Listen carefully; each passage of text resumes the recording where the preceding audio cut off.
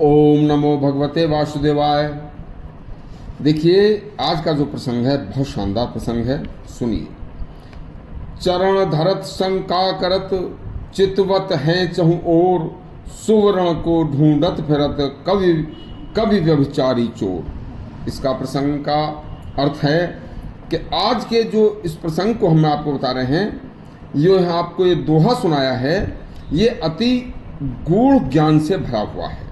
यह प्रसंग अति शिक्षाप्रद प्रसंग है। एक बार जरूर सुनना। जब जीव मनुष्य के रूप में जन्म लेता है तो होश संभालते ही इस संसार की तिलस्मी दुनिया में भ्रमित होकर खो जाता है। यह दोहा बताता है कि जिस प्रकार सुवर्ण शब्द यहाँ सोने के लिए प्रयुक्त किया गया है, और कवि के लिए सुवर्ण शब्द का अर्थ है कि सु माने अच्छे और वर्ण माने अक्षर। यानी कि जो एक कवि होता है वह कोई यदि कविता लिखता है तो उसमें अभी अपनी कविता में पिरोने के लिए कौन कौन से शब्द प्रयोग किए जाएं, कौन कौन से अच्छे अच्छे अक्षर और अलंकारों का प्रयोग किया जाए ताकि उसकी कविता अच्छी बन जाए। अच्छे स्वर्ण मीन्स सुंदर अलंकृत शब्द ही कवि की कविता की जान होते हैं। इसी तरह व्यभिचारी व्यक्ति के लिए स्वर्ण का अर्थ है सुंदर रूपवान स्त्री। देखिए, जिस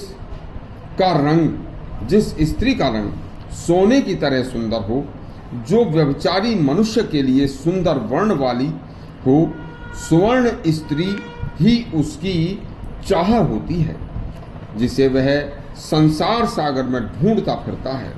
लेकिन ढूंढते ढूंढते, खोजते खोजते कवि की चाह जो होती है वह हर समय शंका से युक्त होती है कि कहीं कोई त्रुटि न रह जाए, कि जो कोई भी मेरी इस त्रुटि को, इस कविता को पढ़कर या सुनकर सुनने वाला त्रुटि को देख ले, तो यह शंका उसके मन में बनी रहती है। इसलिए हर समय चरण धरत का मतलब है कि कविता को लिखना शुरू करने से पहले ही यह शंका उसके मन में उत्पन्न हो जाती है। उसी प्रकार व्यभिचारी व्यक्ति जब किसी सुंदर वर्ण वाली सुंदर स्त्री को ढूंढता फिरता है या देखता है, तो उस समय भी उसके मन में यह शंका बनी रहती है कि कोई मुझे ऐसा करते देख न ले। अब हर समय यही शंका उनकी दोषों का कारण बन जाती है। अब बारी आती है कि चोर की।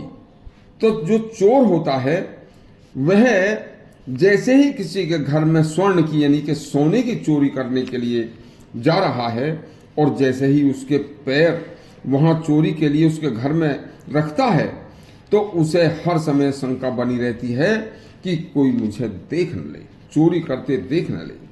तो कवि ने ठीक ही कहा है कि तीनों ही, कवि भी, व्यभिचारी व्यक्ति भी और चोर भी अपना अपना काम करते समय हर समय शंका में रहते हैं, और शंका के कारण हर समय चारों तरफ को चितवत यानी अर्थात देखते रहते हैं और शंका और भय में डूबे रहते हैं। देखिए, जो एक ही चीज के तीन अर्थ हैं, जैसे कवि के लिए स्वर्ण अच्छे शब्द हैं, व्यभिचारी के लिए स्वर्ण सुंदर स्त्री है, और चोर के लिए स्वर्ण सोना है, लेकिन चीज एक ही है। मायने अर्थ सबके अपनी अपनी बुद्धि के अनुसार अलग अलग होते हैं, लेकिन फिर भी मनुष्य एक चीज का अर्थ कुछ समझे रहता है, शंकाग्रस्त में रहता है। पूरा संसार एक चमत्कारी तिलस्म है, जहां हर कदम पर शंका ही शंका है, जिस शंका के कारण मनुष्य के जीवन पाकर भी भ्रमित और शंकाग्रस्त रहता है, और फिर भी इसी तरह शंकाग्रस्त रहते रहते तिलस्मी संसार में अचानक इसे छोड़कर चला जाता है। इसलिए इस प्रसंग से हमें यह शिक्षा मिलती है कि मानव देह पाकर भी मानव भ्रमित होकर न मरे तथा पूर्ण विवेकपूर्ण तरीके से जीवन जिए, तभी मनुष्य जीवन सफल होगा। विवेक ही इसका कारण है। देखिए, अविवेकी जीवन भ्रम व शंका का जीवन का अंधकार युक्त जीवन होता है और कष्टमय होता है। ऐसे ही और शास्त्रोक्त प्रसंग सुनने के लिए हमारे चैनल को सब्सक्राइब करें और घंटी दबाएं। धन्यवाद।